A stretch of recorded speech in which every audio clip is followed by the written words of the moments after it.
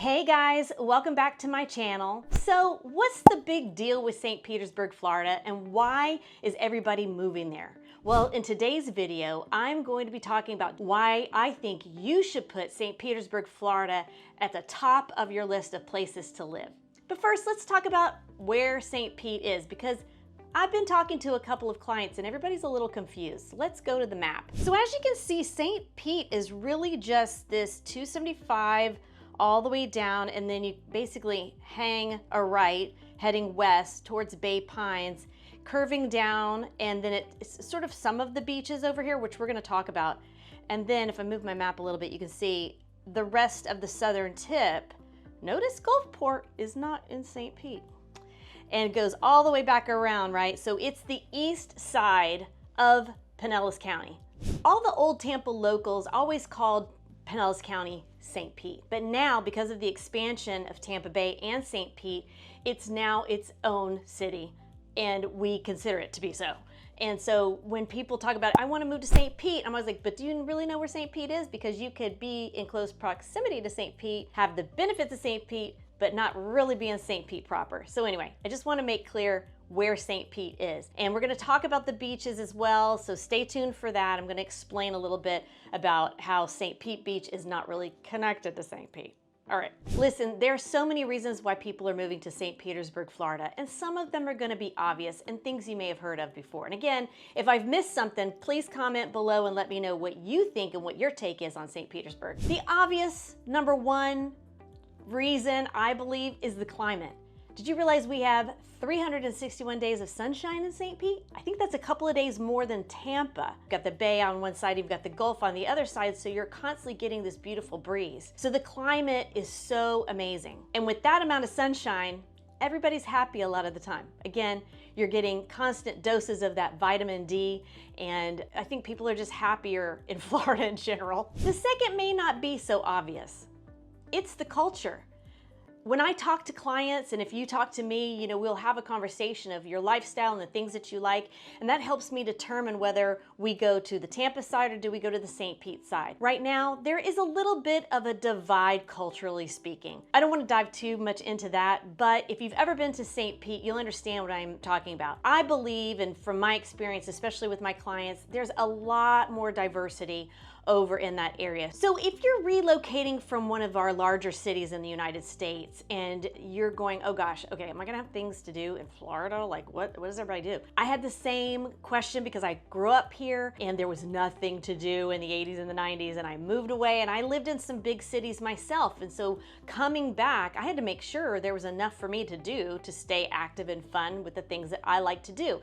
And that's something you need to think about as well. So some of the things that I think that people forget about is St. Pete has really created this robust nightlife as well as this huge restaurant scene, along with its arts and culture, concerts, and you've got amazing water views. So it really has a little something for everyone. I personally enjoy it because I like to be close to the water. I like to see boats. I like to be out in nature, and I like to listen to music while drinking a cocktail, looking at that amazing sunset. I think St. Pete really feels like a baby San Diego. I was just having this conversation with somebody. I was like, yeah, it feels like a little bit like San Diego because it's clean, it's bright, again, diverse with people, culture, that sort of thing. Again, if you agree or disagree, I know you'll let me know below. One of the big draws to St. Petersburg is its downtown. And I'm gonna be honest with you, I have a girlfriend of mine and she's an attorney in town, and she is single, and she decided to cross the bridge, and she's moving to St. Petersburg because of all of the things that it has that's a little bit more accessible. So everything's really densely populated and really centralized. And so if you're single, especially a single professional, young professional, you're gonna want to be able to work a little, then go play a little, and not have to do 30-minute commute. You don't have to do that in St. Pete. You can live 10 minutes from downtown, have that suburban life, but then you can take a quick Uber ride into St. Pete. Or if you're like my friend, you live in downtown, you live in one of those high rises, And then you basically go downstairs. You can either walk or you can take one of those e-bikes, and you can go to a coffee shop. You can go to a brewery.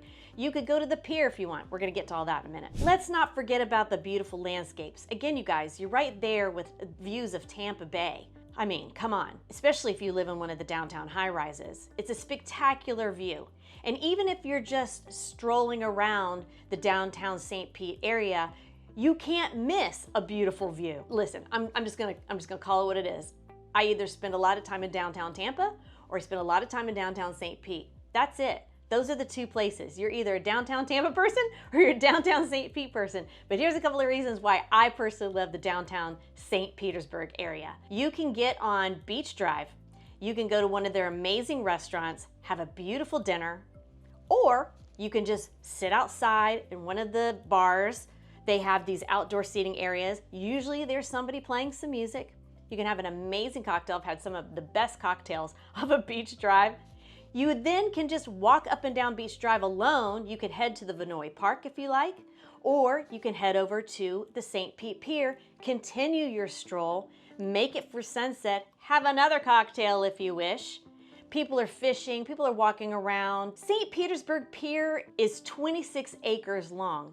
So it gives you a lot of opportunity to walk around. There is a make your own pizza sort of in the center. There's a splash pad for the kids. There's a big playground area for the kids. There's even a little baby beach called Spa Beach. It's not my favorite, but if you feel like you need to put your toes in the sand, you have that option there as well. There's usually some little local vendors popping up their little shops there if you want to grab something kind of cool and local. You also have the opportunity to take one of the cool boating tours to go see dolphins and that sort of thing. Again, you guys, there's just so much to do. Not to mention, you've got the Dali Museum in the Modern Art Museum, and you've got the Chihuly Museum. And as you're walking around downtown St. Petersburg, you're gonna notice a lot of amazing mural art on various walls all scattered all around. You can also go to a Rays game and walk down the street to Central Avenue, where you've got really cool sports bars like Ferg Sports Bar. You can also go to a really popular brewery called Green Bench Brewery, and the list goes on and on. Not to mention the parks. We've got some beautiful parks right along the bay. You've got the Vinoy Park, you've got the Flora Wiley Park.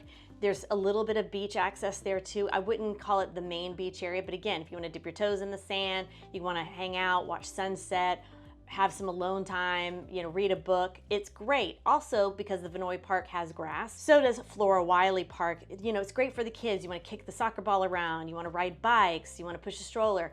It's conducive to whatever you want to do. Ride a bike, do a jog.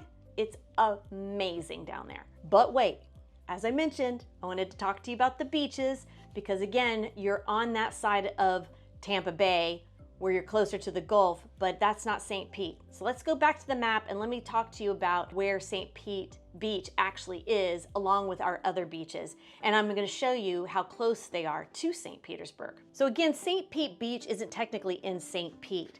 So as you see here, St. Pete Beach is actually over here, but when we showed you the delineation of what area constitutes St. Pete, it stopped right here in this Gulfport area, which of course this bridge is what takes you over to St. Pete Beach. So St. Pete Beach, it's just its own thing. So sometimes you can live in the borders of St. Pete and still be just an 8-mile radius to Treasure Island, because look, here's downtown St. Pete right here.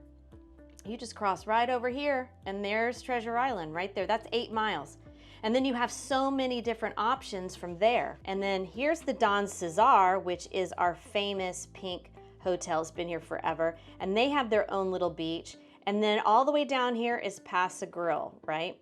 And then if you wanted to keep going further, and again, another massive beach is all the way due south, and that is Fort DeSoto Beach and State Park. And they also have a dog beach.